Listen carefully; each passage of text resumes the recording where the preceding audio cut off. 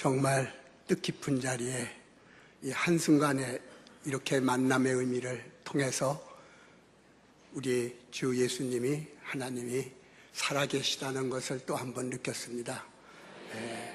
사실 저는 이 기독교에 회심하고 나서 많은 지성인들로부터 야유와 또는 질문과 비웃음을 사기도 했죠. 그때마다 묻는 말이 정말 하나님 봤어 하는 겁니다.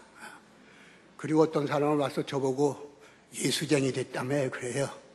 그때마다 나는 너 욕쟁이 됐냐 그래요. 예수님 봤냐고 그랬을 때 나는 아직 못 봤다 그러면 아주 좋아해요. 그렇지, 하나님 못 봤지 이래요.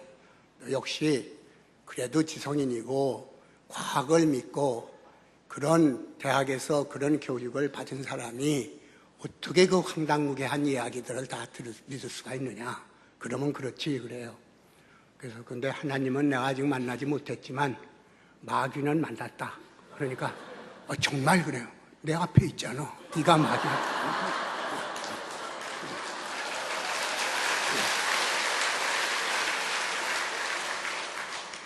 왜냐 그러면 이미 주님께서도 여러분들께서 성경 읽으셨겠지만은 너희들이 가는 곳마다 핍박을 당하리라 하는 얘기를 하십니다. 그러니까 내가 핍박을 받고 보니까 친했던 사람, 아무 이해관계 없던 사람들이 손가락질하고 핍박을 하니까 정말 살아계시는 주님이 계시구나 하는 것을 느낀 것이죠.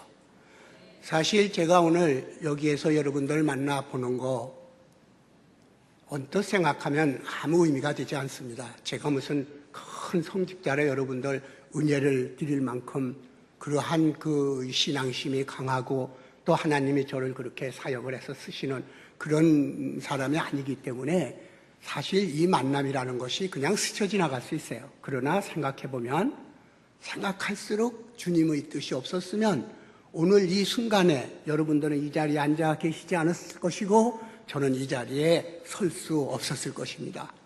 왜냐 그러면 내 딸이 눈을 앞을 못 볼 정도로 심한 망막박리가 되지 않았더라면, 내가 그때 하와이에 가지 않았더라면, 그리고 그때 내가 절실하게 하나님께 얘 눈만 뜨게 할 수 있다면, 볼 수 있게 한다면 내 모든 마지막 여생에 작은 힘, 천한 나의 재능을 바치겠나이다라고 약속을 하지 않았더라면, 그리고 제가 세례를 받지 않았더라면 오늘 이런 만남이 이루어졌겠습니까? 그러니까 벌써 이것은 5, 6년 전 여러분들하고는 전혀 관계없었던 한 개인의 이 아버지와 딸 사이에 일어난 일이 오늘 여러분들하고 처음으로 텔레비전이나 글이 아니라 살아있는 사람의 모습으로 서로 침이 튀는 살아있는 사람의 음성을, 얼굴을 함께 만나게 된 것은 이미 5, 6년 전에 그런 일이 없었더라면 오늘 이 순간은 없었을 것입니다. 이것이 다 하나님께서 예정하시고 점지하시고 모든 것들을 이루시게 하는 살아계시다는, 지금 여기에 계시다는 하나의 증거일 것입니다. 더더구나 저는 이틀 전에 병원에서 이 위하고 대장 그 내시경을 통해서 전부 검진을 받았어요. 그때 만약에 제가 좋지 않는 여러 가지 것이 발견되고 좀 상태가 좋지 않았으면 어떻게 여기 아무리 오고 싶어도 올 수 있겠습니까? 더군다나 제가 그때 이 내시경을 다 끝나고 나더니 의사 선생님이 그걸 보여주는 거예요. 그 안에 일일이 어디 용종이 있고 이런 걸 다 보여주는데, 그때 정말 내가 기가 막힌 것은 내가 내 몸인데 남은 저렇게 환이 안 온대. 내가 모르잖아요. 그 안에 뭐가 있는지. 여태까지 지성이니 뭐니 영성이니 하고 다녔는데 영성은커니와 지성을 가지고서도 내가 내 몸 안에 있는 내장도 하나 못 보는 사람이 뭘 그렇게 큰 소리 치고 다녔느냐. 그렇기 때문에 하물며 내 내 몸 안에 있는 것도 내가 모르는데 저 하나님, 저 먼 곳에 계신 그분의 은총과 은혜, 그것을 어떻게 내가 그동안 알았겠느냐. 참 지성의 무력함, 그 병에 걸려서 몸이 좋지 않기 때문에 내시경의 도움을 받아서 내 속을 들여다봤을 때 내 몸속에 이런 게 있구나, 저런 게 감춰져 있었구나, 그것도 모르고 나는 있었구나. 이런 것들을 생각해 보면은 정말 우리가 하나님의 뜻 없이는 한치도 앞을 볼 수 없는 그러한 무력한 존재임을 다시 한번 느낀 것이죠. 사실 저는 여러분들께 무슨 하나님을 믿는 신앙심이나 또 하나의 크리스찬으로서 살아오신 그것에 비하면은 저는 이 자리에 설 사람이 못 됩니다. 왜 그런가 하면 저는 아직도 믿음이 약하고, 솔직히 고백하면 베드로 같은 지상의 반석 위에 교회를 세우는 그러한 막중한 임무를 받으신 분도, 또 예수님하고 평생을 같이 지내고 기적을 이적을 행하는 걸 보고 모든 것을 본 사람도 예수님이 십자가에 못 박히시고 아무 일도 일어나지 않으니까 다 제자를 흩어졌잖아요. 옆에서 이적을 보고 직접 이야기를 듣고 하나님 음성을 듣고 손을 잡았던 그 12 사도들도 때로는 배신하고 때로는 다 도망가는데, 몇천 년 전, 그것도 성서를 통해서 목사님의 말씀을 통해서 겨우 아는 그분을 내가 정말 믿는다면 그거 자신 없다, 거짓말이다 하는 거예요. 그래서 저는 솔직한 얘기로 아직도 신앙심이 부족한 사람이고 내 신앙의 강건함을 남 앞에서 이야기하지 못하는 사람입니다. 아직도 신앙심이 약하고 제가 늘 참회하고 어려운 여러분들보다 훨씬 못한 사람이기 때문에 이 자리에 서서 간증을 하는 것이죠. 왜냐 그러면 제 얘기를 들으면 그래도 위안이 될 거예요. 저 사람보다는 그래도 내가 낫다, 저 사람보다는 낫다. 저런 사람이 올라와서 간증하는데 나보고 하면 얼마나 잘할까. 용기를 여러분들에게 줄 수가 있고, 제가 오히려 참여하러 여기에 나왔지 내 신앙심을 또 내 딸과 함께 지금 이러이러한 은총을 받았다고 감히 여러분들에게 이야기하러 나온 사람이 아니라는 사실입니다. 사실 저는 유교 집안에서, 엄격한 유교 집안에서 자랐기 때문에, 우리 딸도 그것 때문에 최근 기독교 방송에서 얘기하는 거 보고 깜짝 놀랐어요. 여태 몰랐어요. 얘가 글 쓴 것도 사실 제가 이 땅끝의 아이라는 것도 제가 읽지 못했어요. 구술한 것을 그냥 출판사에서 냈기 때문에 그 안에 내 욕이 있는지 없는지도 모르는데 내 욕을 잔뜩 써놓은 거예요, 보니까. 그러니까 알았더라면 그거 내겠어요? 근데 거기 보니까 아버지의 사랑, 늘 아버지의 사랑에 대해서 미흡하고, 심지어는 나는 얘가 공부를 참 잘하던 애거든요. 뭐 아는 사람 다 알려진 얘기지만 언제나 수석하고, 내가 서울대학, 집사람도 서울대학이니까 서울대학 가려고 그러다가 얘가 이 공부 잘하는 사람들만 모여가지고 이 과외를 하는데, 설날인데 그때는 뭐 이런 과외 학원 있는 게 아니고 그 학생 집에서 모여서 이렇게 덜 공부를 하는데, 그룹 스터디처럼 문을 안 따주더래요. 정월인데. 왜 그러냐니까 정월에 여자가 들어오면 재수없다고 남학생 기다려서 남학생 들어오면 오라고 거기다 세워놨다는 거예요, 정초에. 거기에 아주 그 분노를 느껴가지고 나 남자 있는데 안 간다. 그래서 여자대학에 와가지고 3년 만에 나와가지고 바로 미국에 가서 이 영문학 하다가 변호사 시험 치고, 또 그해 바로 바시험이라고 대단히 어려운 걸 보고 이래서 검사가 되고, 이렇게 했기 때문에 나는 얘가 순탄하고 고민하지 않고 행복한 가정에서 정말 공주처럼 자란 줄 알았어요. 지금까지도 그렇게 알았어요. 근데 이 책 나오고 보니까 전혀 얘기가 달라요. 내 방에 몰래 와가지고 오죽 답답하면 술을 퍼마셨다는 거죠. 근데 나는 얼마나 딸에게 관심이 없었느냐면 술 없어진 것도 몰랐다고. 그래서 내가 내가 딸을 사랑한 게 아니구나. 여러분들이 나는 예수님을 믿고 사랑을 누구 한다고 생각하지만 정말 그거는 자기도 모르게 사랑이라고 알고 믿음이라고 알았던 것이지, 정말 절실한 극한 상황이 왔을 때 그게 사랑이고 믿음이라고 말할 수 있겠던가. 여러분들께서도 시험을 해보시면 알게요. 어디 가서 누가 나 하나님 아들이야 하면 비웃을 거예요.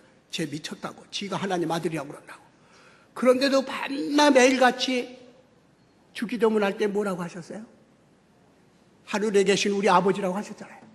그런데 정말 아버지, 자기가 딸이고 아들이라고 어디 가서 말하신 적 있어요? 그러니까 우리가 알고 있는 거하고 실제 하는 거하고 너무 다르다는 거예요. 내가 지금 저는 하나님 아들입니다 그래 보세요. 다 뭐라고 웅성웅성 하죠. 근데 왜 주기도문 외울 때 우리 아버지 이름을 거룩하게 여기옵시고 그 왜 그런 말을 하냐 이거예요. 그러니까 머리로 하는 거하고 가슴으로 하는 거하고 행동으로 하는 게 전혀 다르다는 거죠. 그렇기 때문에 나는 딸이 필요한 피아노를 사주면, 걔가 즐겁게 피아노를 치면 내 사랑이 전달된 걸로 알고 얘가 행복한 것으로 알았어요. 그리고 얘가 늦게 공부하면은 거기 가서 내가 좀 집사람하고 뭐 먹을 걸 갖다 주고 얘 열심히 해 하고 말만 하면은 얘는 아버지 어머니 사랑을 느끼는 줄 알았죠. 그런데 정말 얘가 필요할 때, 남에게 말 못하고 혼자서 고민할 때 나는 걔가 뭘 아파하는지 몰랐다는 거죠. 지금까지도 그랬던 거죠. 그런데 그의 아픔을 남편도 자식도 아버지도 어머니도 다 스쳐 지나가는데 그 아픔을 만약 알고 계신 분이 있다면 어떻게 안 믿겠어요? 어떻게 그분한테 무릎을 꿇지 않겠어요?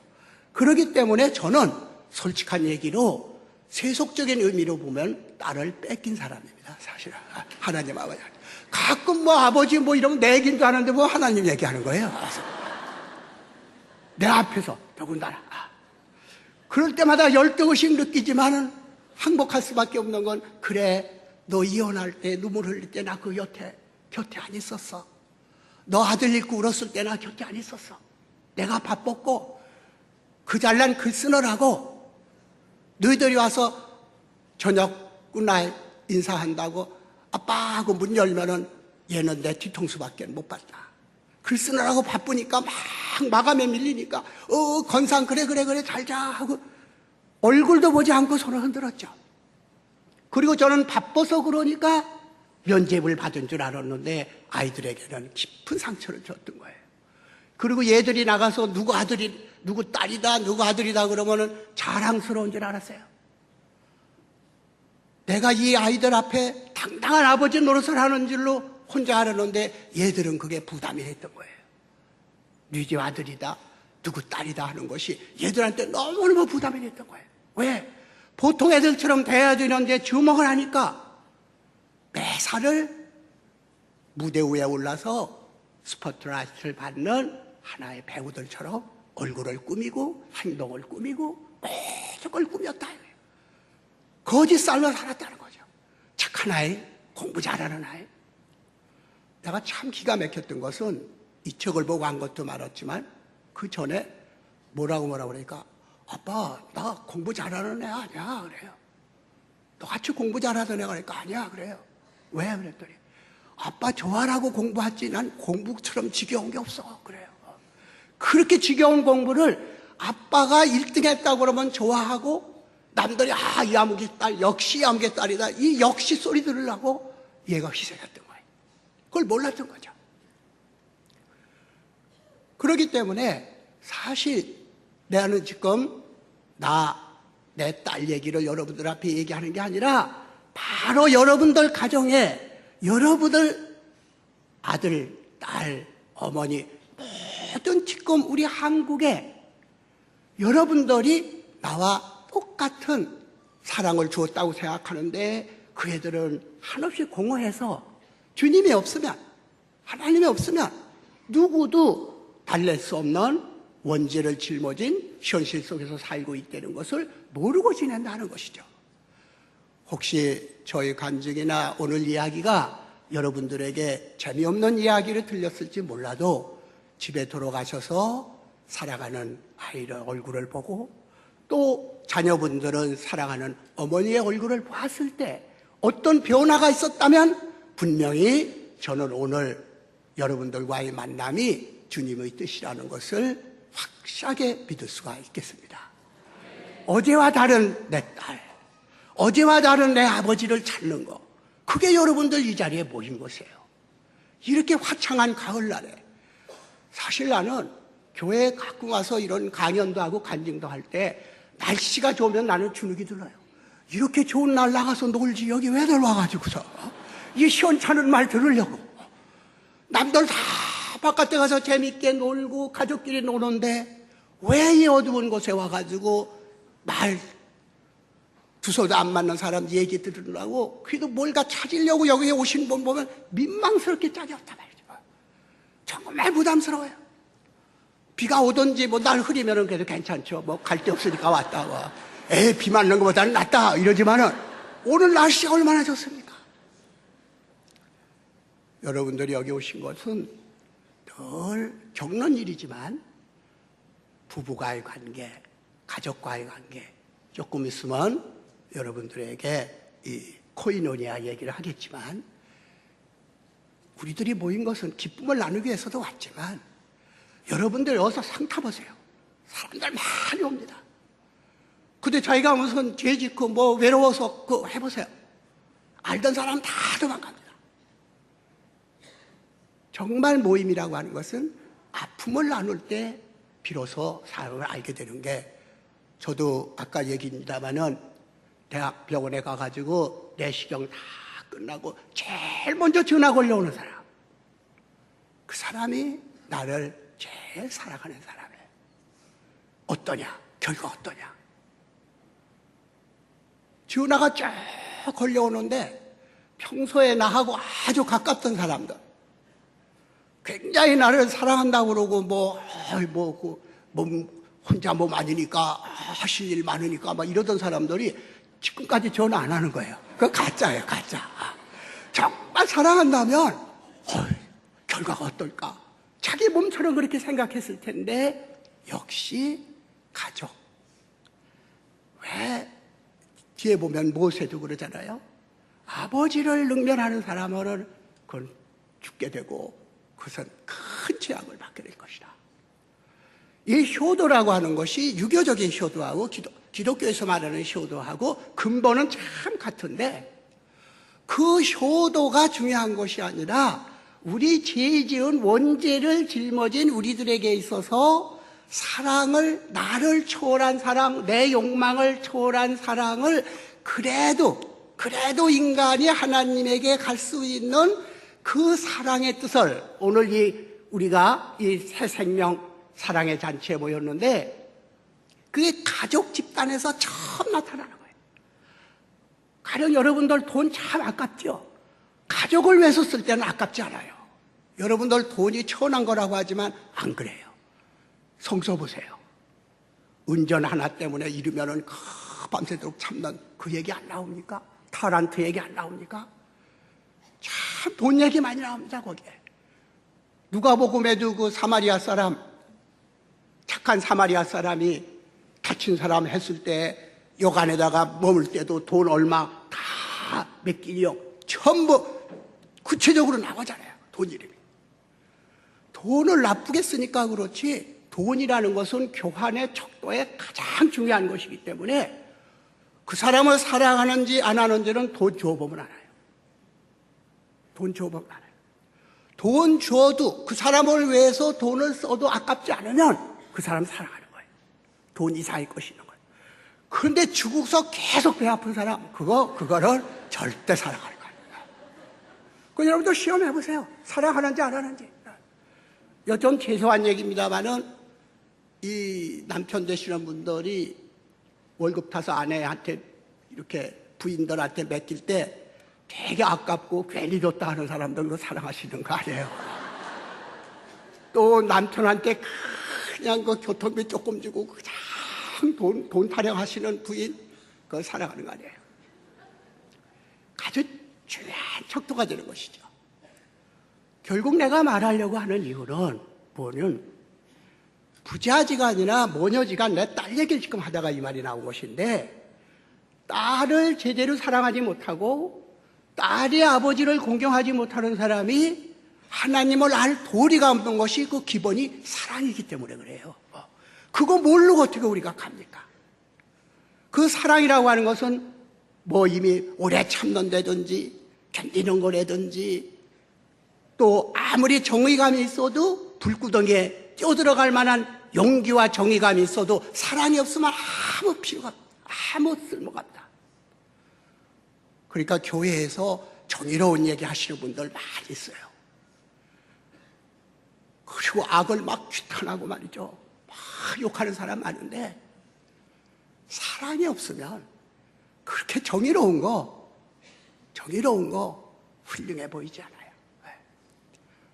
사랑은 정의의 위에 있어요. 의로움의 위에 있어요. 구약까지는 정의의 하나님이지만 그걸 다시 온전케 한 것이 예수님이 오셔서 사랑을 하신 거죠. 그렇기 때문에 사실 제가 우리 딸을 통해서 예수님을 믿게 됐다, 세례를 받게 됐다는 것은 언뜻 생각해보면 자기 딸 사랑을 한 것이지 하나님 사랑한 건 아니다. 딸 사랑해서 그렇게 된 거다. 지금 생각하니까 사실 그런 맹수하는 거 아니거든요. 하나님을 우리 딸보다 더 사랑해야지. 하나님한테 얘를 고쳐주면 믿겠다니까 서열이 내 딸이 먼저고 하나님 밑에요. 아, 그래요? 내가 하나님이라면 절대 그런 약속 안 들어줘요. 괘씸해서도 안 들어줘요. 하나님은 사랑합니다. 맡깁니다. 뜻대로 하소서. 그런데 이거 해주면 이렇게 하겠다. 가짜거든요. 정말 하나님이 좋아서 하나님이 알아서 하는 것이 아니고 급하니까 그냥 이용하는 것이죠. 그 뒤에 깨달은 것은 제가 그때 잘못한 것을 조금씩 깨달으면서 내가 지금까지 이기주의자인데 지성을 앞으로 내세운 사람인데 그걸 모든 걸 무너뜨리고 체면이고 뭐고 다 무너뜨리고 무릎 꿇고 울고 이렇게 할 수 있었던 것은 내가 얘에 대한 사랑이구나 하는 것을 느꼈고, 그 사랑을 10배, 1000배로 늘리면 나는 나와 상관없는 사람들 그리고 하나님에 대한 사랑으로 거듭날 수 있겠구나. 그 생각을 한 계기가 된 것이지, 내 눈 우리 딸 눈 고쳐줬기 때문에 내가 예수님 믿었다는 것은 정말 이건 창피한 얘기고, 어디 가서 누가 그 얘기하면은 제일 싫은 소리가 따님 때문에 예수 믿는다며요. 따님 눈 고쳐줘서 그랬다며요. 내가 안과 의사예요? 예? 안과 의사 다 믿어요? 그 뜻이 아니잖아요. 그렇기 때문에 사실 저는 젊었을 때 우리 애가 눈을 못 본다고 할 때까지, 그 직전까지 무릎 꿇고 하나님께 내가 아무런 방비 없이 눈물 흘리면서 얘 좀 오늘 본 걸 내일만 볼 수 있게 해주십시오. 그러면 모든 걸 바치겠나이다라고 남을 위해서 내가 기도해 본 적이 없는데, 더군다나 믿지도 않던 하나님 앞에 무릎을 꿇게 한 그 힘이 바로 그 딸의 문제가 아니라 사랑의 뭔지를 비로소 깨달았기 때문에 그랬던 것이다. 그리고 사실은 하와이가 좀 아름답습니까? 그래서 남들이 그래요. 뭐 기적이라는데 전 이렇게 빌었죠. 하나님, 얼마나 아름다워요 하와이가. 우리 딸이 보지 못할 거, 우리 딸만이 아니면 안 못 보는 사람들이 보지 못할 것이면 뭐하러 이렇게 아름다운 걸 만드셨습니까? 이렇게 아름다운 걸 못 보게 왜 하십니까? 이렇게 찬란하고 아름다운 빛과 찬란한 꽃과 저 투명한 갈릴리 바다와 같이 그 파란 바다를 만드신 그 아름답고 사랑스러운 이 당신께서 만드신 작품을 왜 못 보게 하십니까? 그리고 전 말했죠. 기적을 달라고 한 게 아니라 우리가 살아서 이 아름다운 자연, 날아가는 새, 흐르는 구름, 아름다운 바람 소리, 이것을 듣는 거, 오늘 이 순간에 살아서 이런 걸 보는 그것이 바로 기적이라는 거죠. 그러니까 눈을 못 보게 되면은 그 기적을 걷어가시는 거죠. 눈을 뜨는 게 기적이 아니라 우리가 보지 못하는 것이 기적을 상실하는 거다. 우린 기적 속에 살고 있다 지금. 이게 기적이 아니면 뭐가 기적이냐 이거예요. 생각해 보세요. 여러분들 내 얼굴 보이시죠? 귀 들리시죠? 네. 조금 있으면 내가 얘기하겠지만은 마가복음 7장 30절까지 쭉 읽어보세요. 눈 못 보고 귀 안 들리는 사람한테 뭐라고 그러셨어요? 딱 한마디. 이렇게 눈 하시고 침. 이 장면은 참 이해가 안 가요. 예수님 같은 분이 막 침을 뱉어가지고 막 이거다 도저히 상상이 안 되는데 이따가 얘기 들어보세요. 참 그게 사랑이에요. 아까들 옆에 보시면서 사랑해요, 사랑해요. 그거 아니에요. 손잡고 하셔야 돼요. 손잡고. 눈으로 하는 거 안 돼요.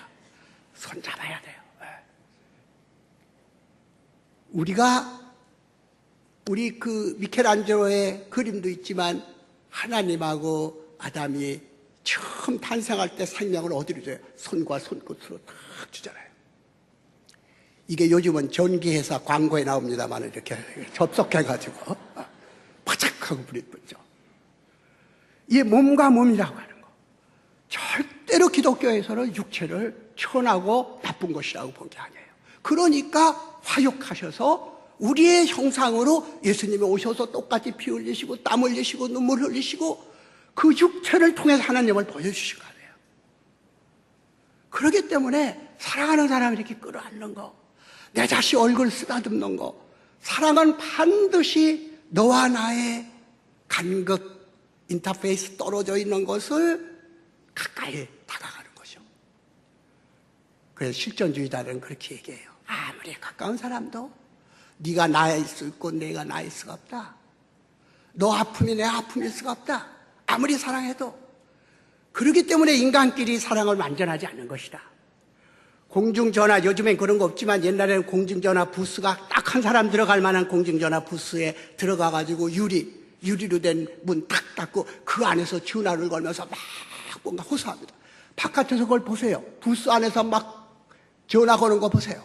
그게 우리 모습이죠. 자기는 막 소리치기도 하고 뭐 웃기도 하고 그러는데 바깥 사람은 전혀 통하지 않아. 개개인의 공중전화통 부스 속에 들어가서 외치는 사람들이다 이거예요. 외로운 사람들이다 이거예요. 아무리 가깝고 아무리 포옹을 하고 아무리 자식과 어머니 사이라도 끌어안으면 끌어안을수록 아주 간극이 있다. 그래서 제가 그런 얘기를 한 적이 있어요. 그 이마를 집론서라고 이 책에도 나오지만 겨울에 내가 어렸을 때 제가 두 가지 성향이 있었어요. 아주 그 지적인 오만하고 감성적인 겸허하고 그 두 가지가 있었는데 이 두 개가 계속 싸운 거죠. 나만이 아니라 여러분들 다 그럴 거예요. 눈이 많이 온 날 제가 학교에서 혼자서 마중 나오는 사람 없이 혼자서 이렇게 언덕을 넘어서 초등학교 때 집에 들어왔어요. 푹푹 파져가지고. 그런데 어머니가 안 계신 거예요, 집에. 어디 딴 데 가 계셔요. 근데 감기에 걸려가지고 나는 눈구덩이에서 왔으니까 막 신혈이 나기 시작했어요. 그래 막 아픈데 아파서 혼자 막 땀을 흘리고 막 기침을 하고 아픈데 어머니가 저녁 늦게 들어오신 거예요. 그러더니 너무너무 가슴 아프시면서 네가 아픈 걸 모르고 내가 이제 왔구나 하면서 머리맡에 이렇게 앉으시는데 차가운 그 기운이 바깥에서 오셨으니까 차가운 기운이 내 머리맡에 느껴지고 어머니가 손을 나를 탁 이마를 이렇게 짚는 그 순간에 어린아이인데도 굉장히 외로움과 어머니와의 나의 거리를 느끼는 거예요. 왜? 어머니 손은 차가운데 내 이마는 펄펄 끓어요. 차가운 손하고 내 뜨거운 손 사이에 아주 얇은 경계선이 있는 거예요. 뜨거움과 차가움을 동시에 느끼는 아주 얇은 막, 그걸 프랑스 말로는 앙프로망스라고 그러는데 이걸 내가 대학에서 얘기하면 영 몰라서 이런 비유를 듭니다. 여러분들이 지하철 타고 갔을 때 누가 앉았다 나가면 거기 앉으면은 미직지근하죠? 기분 좋아요? 이상한 막이 깔려있는 것 같죠? 보이지 않는데. 그게 인간들끼리 있다는 거예요. 아무리 가까운 사람 사이에 있다는 거예요. 앙프로망스가 절대 못 짓는다는 거예요. 이게 우리의 존재의 비극인 거예요. 아무리 가까워도. 그러니까 어머니가 그렇게 내가 어머니를 기다렸고, 어머니는 정말 나를 위해서는 목숨까지 버리실 그런 절대적인 사랑을 하시는데도 어머니의 손은 한없이 차고 내 머리는 한없이 뜨거웠다. 그 손과 이마가 마주치는 그 사이에 얇은 막, 이게 어렸을 때부터 나도 모르게 나를 문학을 하게 하고 철학을 하게 하고 실존 철학을 하게 되고 외로움을, 인간이 얼마나 외로운 존재인가를 알게 되는 하나의 어렸을 때의 체험이었죠. 그걸 찢을 수 있는 거, 그거 종교의 힘밖에 없다는 거죠. 인간의 힘으로는 도저히 이건 혈육이나 가족으로도 안 되는 일이라는 거죠. 그랬기 때문에 사실상 저는 그러한 것을 믿었기 때문에, 인간의 한계를 믿었기 때문에 하나님을 믿지 않았을 뿐만 아니라 무언가 하나님의 야속한 생각, 정말 하나님이 계시다면 이럴 수가 있는가? 착한 자가 왜 죽고 악한 자가 살아남는가 말이죠. 내 외손자가 죽었을 때도, 우리 딸아이가 죽었을 때 아무 이유도 없이 죽어요. 갑작스레 세례받고 3개월, 3주 만에. 여태까지 나는 예수님을 안 믿었을 때도 이런 고통을 안 받았는데 겨우 무릎 꿇고 하나님의 종이 되겠다고 하는데, 그 선물이 내가 가장 아까운 내 외손자, 그냥 외손자도 아니고 내가 키운 아이예요. 얘가 이 법대서 시험 치면은 얘를 소포처럼 붙이는 거예요, 서울로. 그러면 얘는 어머니 보고 싶으니까 엄마 소리를 절대 안 해요. 누가 엄마 하도 기막아요. 너무 얘 어린 마음에 저 어머니가 보고 싶으니까. 그리고 자다가도 벌떡 일어나면 깜깜하니까 언제 아침이 오나 이렇게 문 열어놓고 조그만 녀석이 새벽에 언제 오나 기다리고 그래. 그리고 내가 출근하려고 그러면은 그 작은 고사리 같은 손으로 내 이 넥타이를 꽉 잡아요. 못 나가게. 그걸 뿌리치고 갈 때 그 어린애 힘이 얼마나 센지 아세요? 천하장사도 이 넥타이 잡는 그 어린아이 손을 뿌리칠 그 힘은 없는 거예요. 그런 아이를 나한테서 뺏어가신 거죠. 여러분들, 다윈이 진화론을 만든 오늘날 무신론의 가장 근거를 준 진화론자의 다윈은 목사가 되려고 한 사람입니다. 가족도 그런 집입니다. 그리고 진화론을 쓰면서도 목사님들하고 계속 소환을 수천 통 주고받은 사람입니다. 그런데 그분이 결정적인 무신론자가 된 것은 자기 딸이 죽었기 때문입니다. 그때 이 세상 생명을 주관하시는 것은 하나님이 아니다.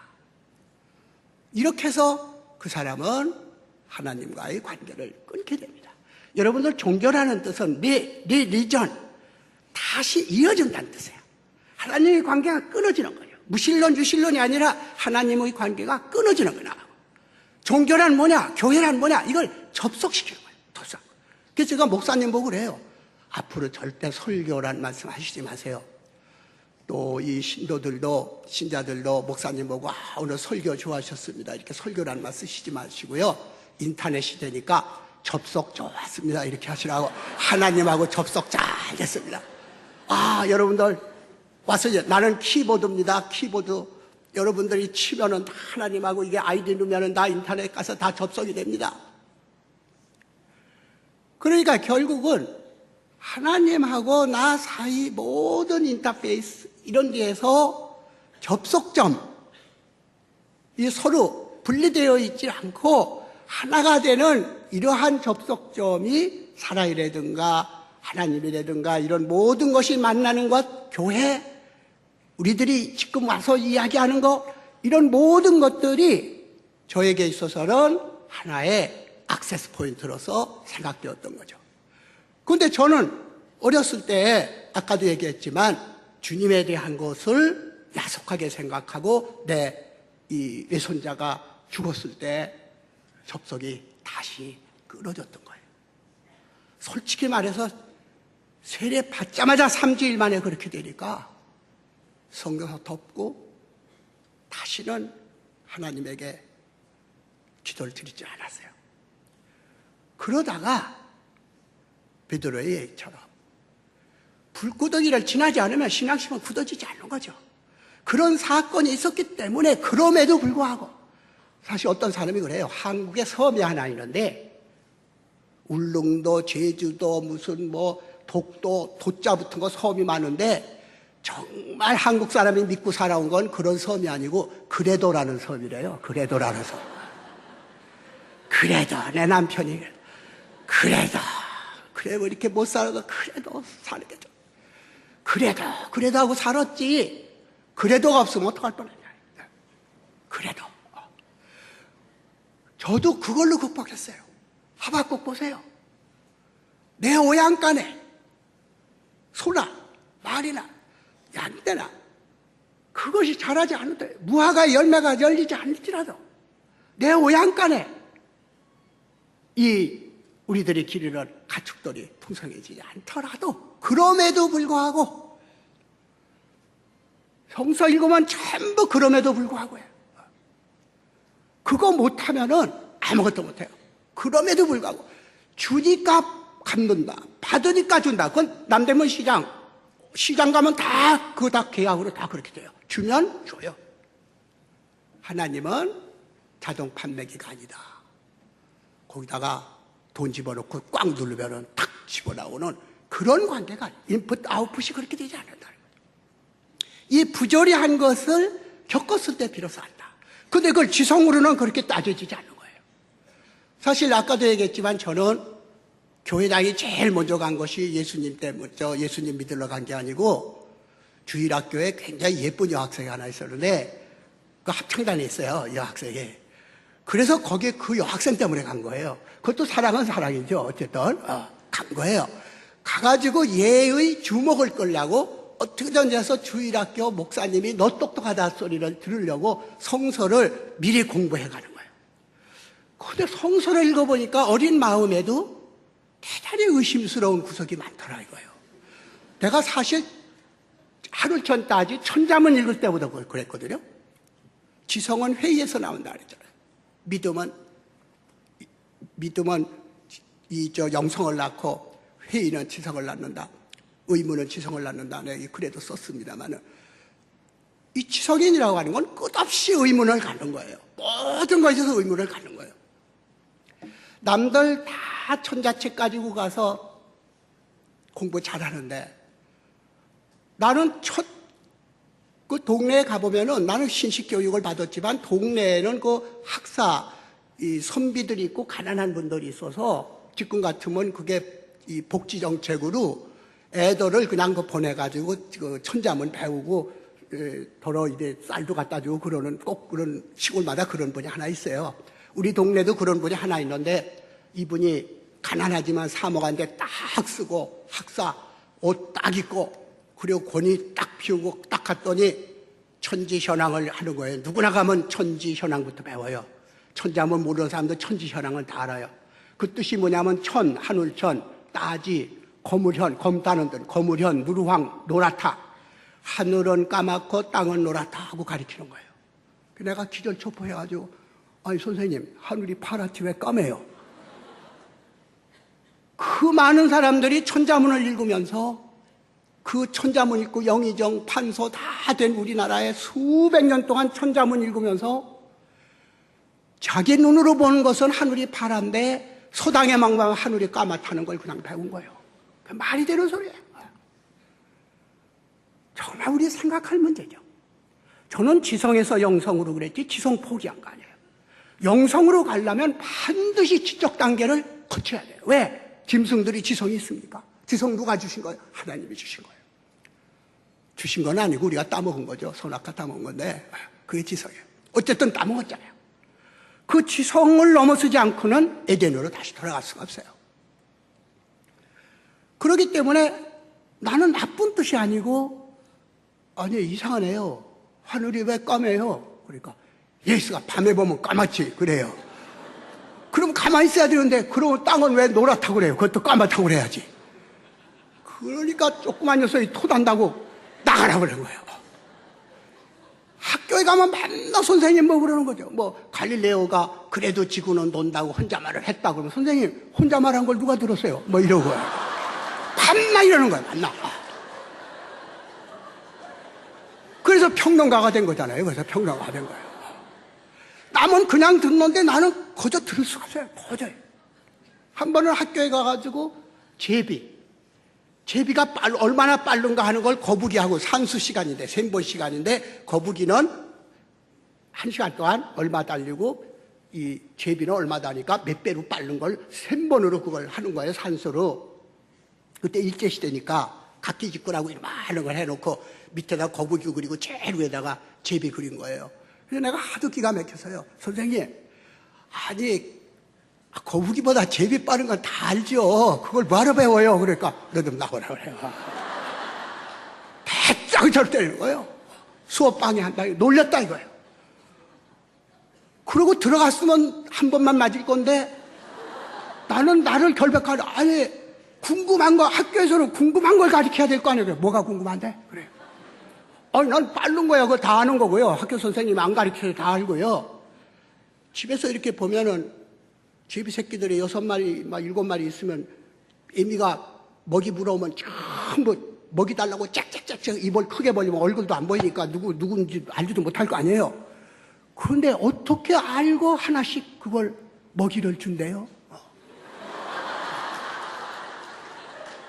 아니, 입을 딱 벌리면 얼굴도 안 보이는데.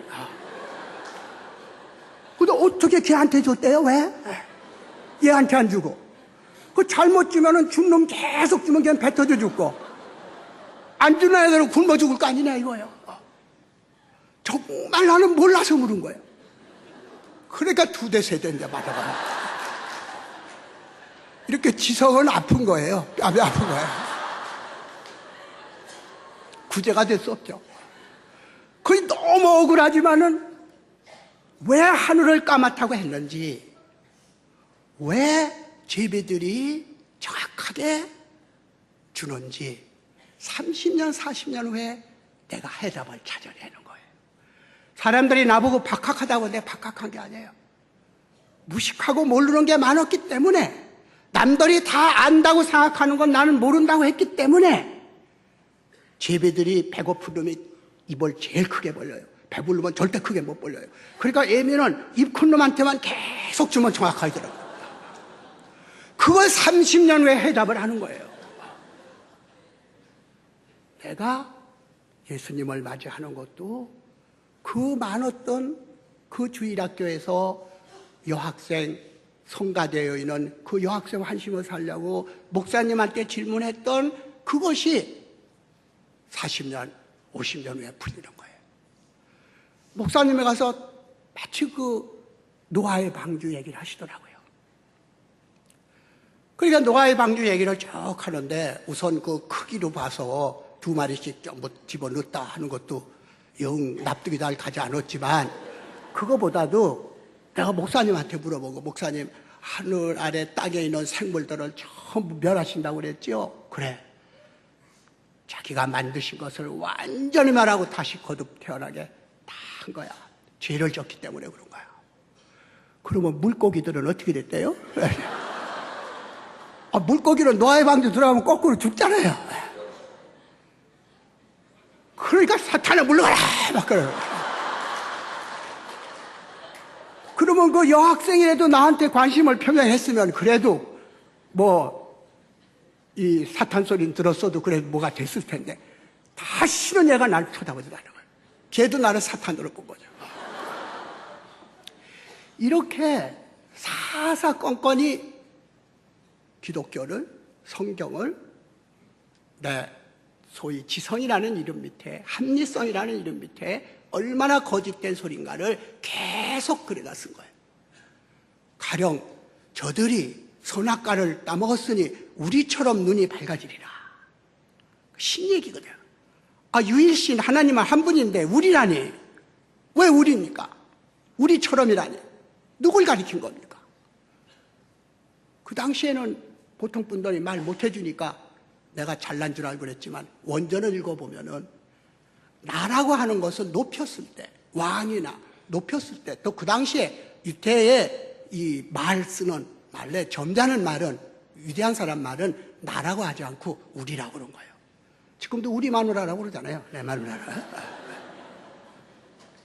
그러니까 알아야 되는 거예요. 그런데 그러한 지적인 해의 없으면 그걸 못하는 거죠. 그러면 기독교가 성서를 처음부터 끝까지 계속 전부 그렇게 합리적으로 따져지느냐? 안 그래요. 하나님의 말씀을 땅의 말로 옮긴 것이고, 그걸 더더구나 신학 같은 것은 시라버, 그것도 시라버도 아니고 레반투스라고 해서 레바논 지방의 시랍 사투리입니다. 제대로 된 시라버도 아니에요. 그 시라버로 옮긴 거죠. 그걸 다시 한국말로 옮기니까 하나님의 말씀하고 태양이 나한테 비치는데 태양빛을 가로막는 많은 차폐물들이 있어서 하나님의 음성이 아주 작게 왜곡되게 들리는 거예요. 그렇기 때문에 목사님이 있고 교회가 있는 거예요. 혼자 읽어서는 절대로 안 되는 거예요. 여러분들 보시면은 마태복음 4장 4절, 그것도 우리 식으로 보면은 절대 번역이 안 되는 거거든요. 한국말로 절대 번역이 안 돼요. 거기 원말은 빵입니다. 빵. 우리 빵 안 먹잖아요. 우리는 쌀이니까 밥이지 접장은 빵이에요. 그때 빵이라고 한 것은 그냥 빵을 뜻한 게 아니라 늘 먹는 거, 식탁에 늘 올라가는 것을 이거 제유법이라고 그래가지고 대유라고도 그러는데, 가령 하나를 하여금 전체를 뜻하게 만드는 것을 제유법이라고 해요. 빵도 있고 치수도 있고 뭐 수업도 있지만은 그 중에서 빵을 늘 먹으니까 전체 음식을 후드를 빵이라고 이렇게 얘기를 하는 거죠. 그러니까 너희들이 에덴 동산에서 쫓겨났을 때도 보면 브레드라고 해요. 양식이라고 안 나거든요. 너희들이 엉겅퀴가 있고 막 이런 데서 밭을 갈아서 빵을 얻을 수 있겠다. 일용할 양식을 주고 피워도 읽어보세요. 데일리 브레드. 나날이 먹는 빵. 이렇게 된 거예요. 그런데 이걸 우리는 굳이 번역하자면 밥이라고 해야 되는데 밥만 먹고 못 살아 그러잖아요. 근데 이걸 떡만 먹고 못 살아 이렇게 돼 있기 때문에 이 목사님이 좀 잘 교회 모르는 시골에 가서 이렇게 할머니들 계신 데서 예수님께서 말씀하시기를 인간은 떡만으로 살아가는 것이 아니니라 그러면은 맞지, 싱거운 소리 다 봤네. 밥도 먹어야지 떡만 어떻게 먹어. 떡이라는 건 주식이 아니거든요. 주식이 아니죠. 웬 떡이냐 그러잖아요. 떡은 어쩌다 먹는 거예요. 왜 떡이냐 그러잖아요. 이건 매일 먹는 거 브레드, 데일리 브레드. 그게 밥이라고 그래야 돼요. 근데 밥이라고 번역하면 어떻게 되겠어요? 돌을 주고 돌멩이를 주고 이것을 가지고 밥을 만들어봐라. 아무리 악마로서니 돌을 주면서 어떻게 밥을 만들어 그래요? 모래를 퍼줘가면서 해야지. 그러니까 이게 내용하고 이게 맞질 않은 거예요. 밥이라고 하면은 모래를 퍼주면서 이걸 밥으로 만들어봐라. 또 빵은 하나님의 육신을 상징하기도 해요. 밥은 덩어리가 아니에요.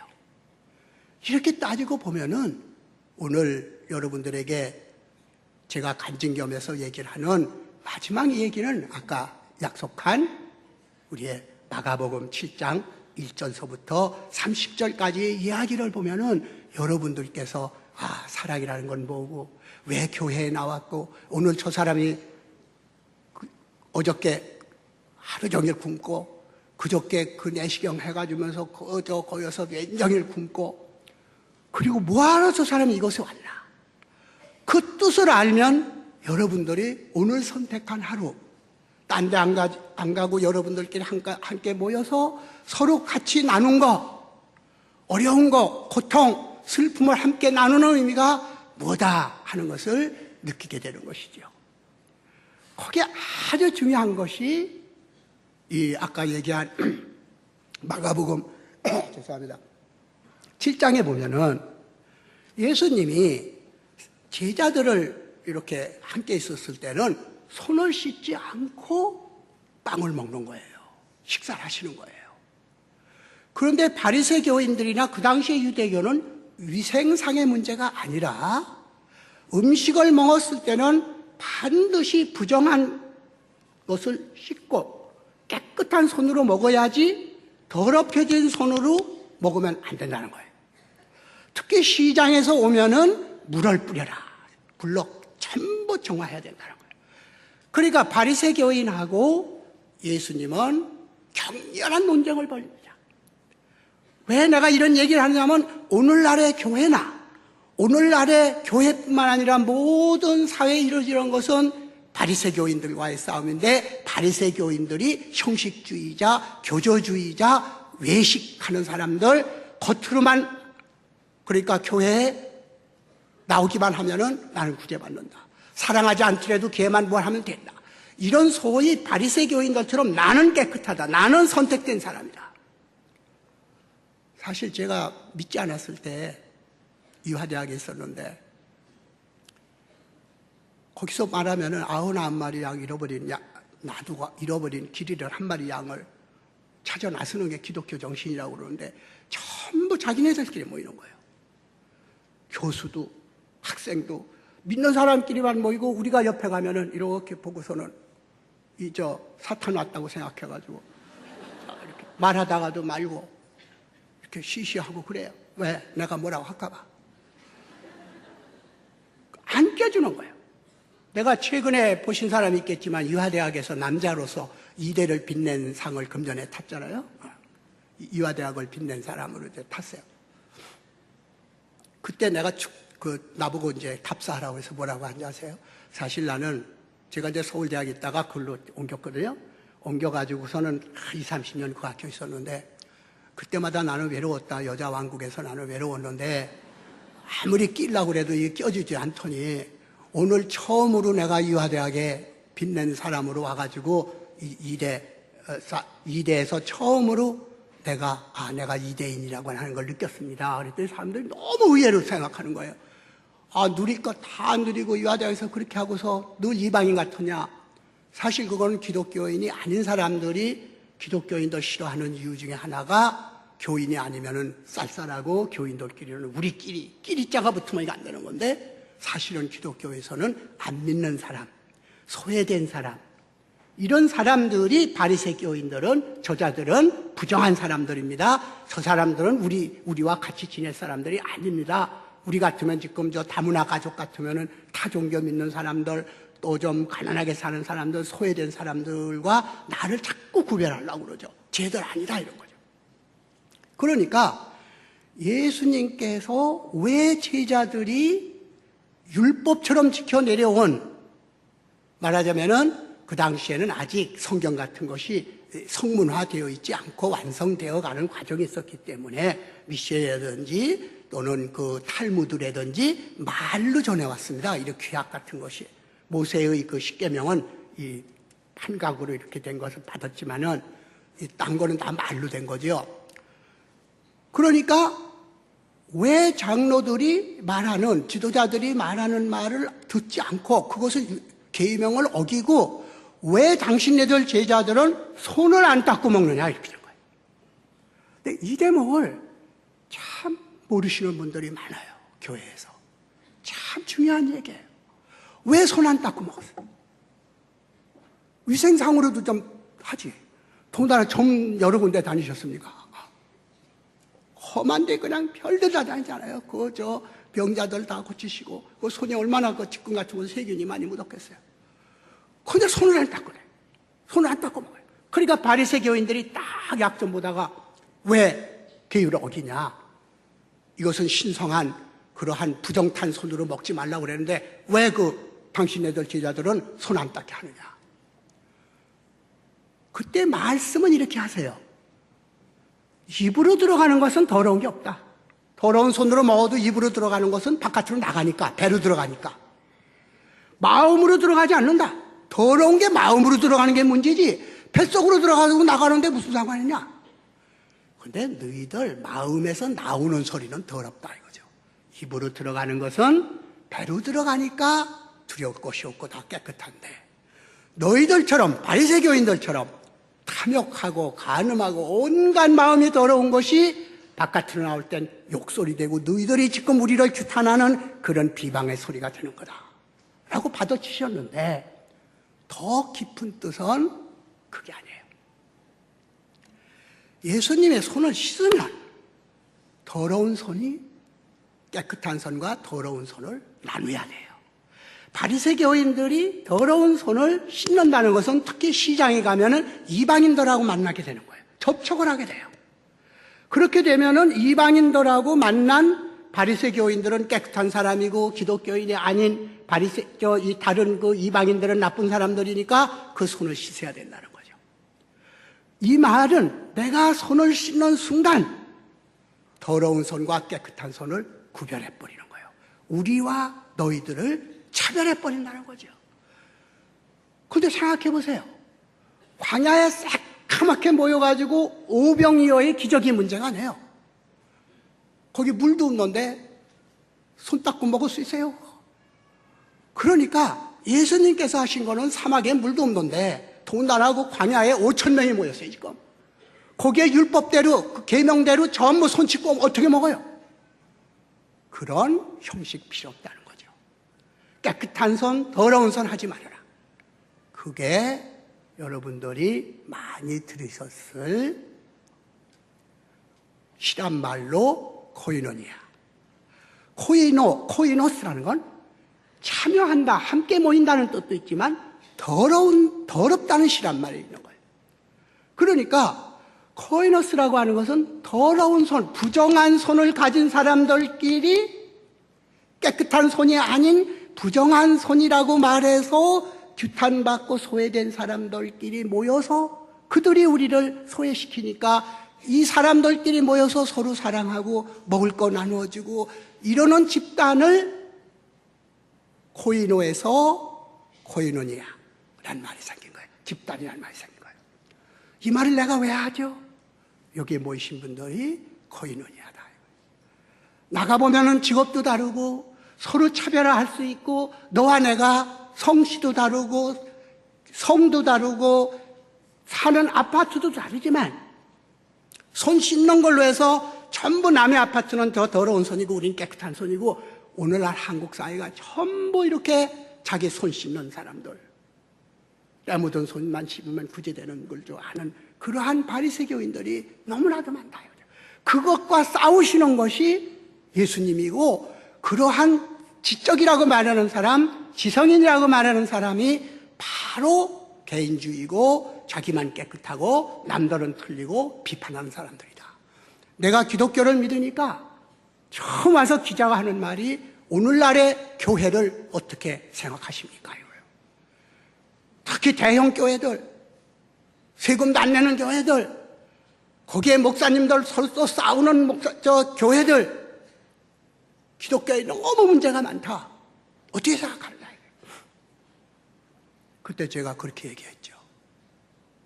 나는 지금 성경을 막 읽고 믿기 시작했는데 그 성경을 보니까 제 눈 안에 들보를 두고 남의 먼지를 가지고 얘기한다. 내 눈에 들보 빼기도 바쁜데 내가 보이냐? 내 눈에 들보가 지금 이렇게 있는데 지금 교회에 내가 얘기할 처지가 못 된다.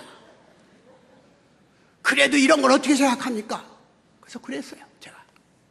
참 이상한 얘기를 한다. 당신 배고프면 어디가? 그왜 식당 가죠? 식당 가서 가끔 식중독 안 걸려? 걸리죠. 그렇다고 식당 영원히 안 갈래? 교회나 인간이 만든 집단에 왜 교회뿐이겠어요? 많은 것들이 있는데 그래도 교회가 코이노스 사람들이 다 자기네들 집단, 권력 집단, 돈 있는 집단 이런 사람들이 선택됐다고 믿지 못한 사람들이 유일하게 갈 수 있는 곳, 차별되지 않는 것이 교회다 이거예요. 그렇기 때문에 배가 고프면 식당에 가고 눈이 고프면 극장에 가고 머리 고프면 도서관 가면 되는데 가슴이 마음이 외롭고 영원히 배고플 때 갈 데가 어디 있느냐. 그게 교회다. 그게 교회다. 여러분들이 여기 온 까닭은 교회가 완벽해서가 아니에요. 완벽했으면 예수님 왜 오세요? 너희들이 죄인이라 믿는다고 하면서도 안 믿고 나쁜 짓 안 한다고 하면서도 믿는다. 성직자나 평신도나 지내다 보면 다 죄를 짓나. 그래서 너희들 힘으로는 절대로 영생을 얻을 수가 없어. 죽음뿐이야. 그래서 내가 대신 짊어진 거니 나를 믿으면 너희들이 완벽하지 않아도 될 것이다.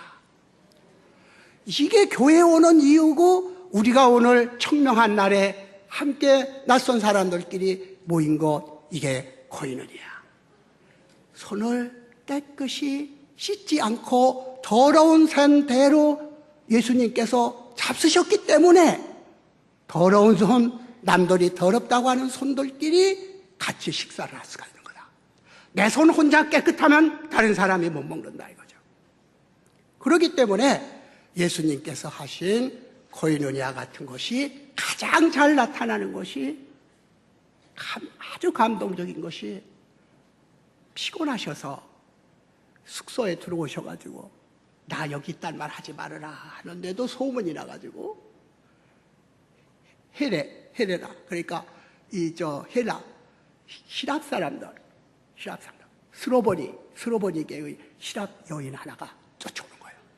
이거는 전혀 종교도 다르고 원수처럼 지내는 그 지역 사람이에요. 스로보니 하나. 스로보니의 여인이 와가지고 예수님께 우리 딸이 지금 마귀에 걸려서 죽게 생겼습니다. 도와주십시오. 그런데 예수님이 왜 그런 지독한 말을 하셨는지 지금 누구 안 가는데 전체 읽어보면 알아요. 예수님이 말이죠, 하나님께서 귀한 것을 자녀들에게 나눠주라고 했지 대주라고 하지 않았다. 그러니까 이 스로보니, 이 헬라 사람을, 그 여인을 개라고 얘기한 거예요. 개라고. 자녀들에게, 즉 유대 사람들에게, 귀여운 자녀들에게 나눠주라고 그랬지, 빵을. 그걸 개에게다 주라고 하지 않았다. 너한테 못 줘. 너 구제 못 해줘. 그 말한 거예요. 아까 얘기가 바로 그런 얘기예요.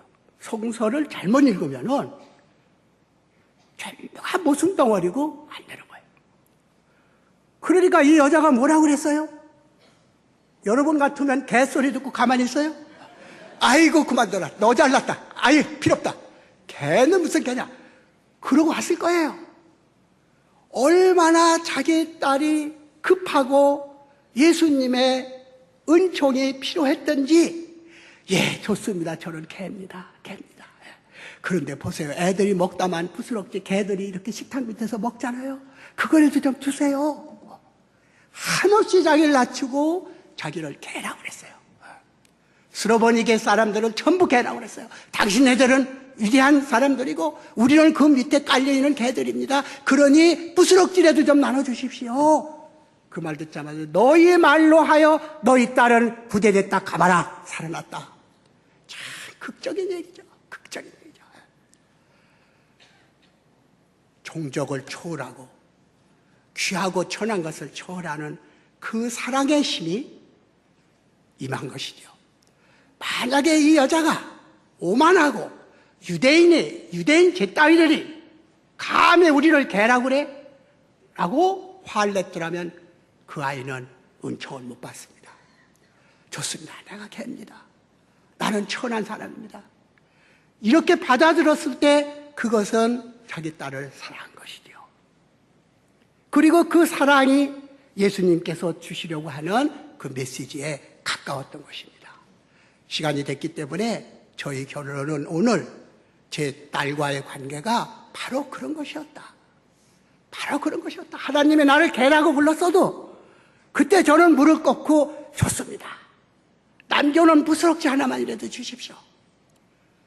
그게 하나님께서 저를 세례를 받게 해주시고 오늘 이 자리에서 여러분들과 이야기를 하게 되고, 딸도 나도 몸이 아프지만 저는 이제 내년이면 젊어 보여도 80이잖아요.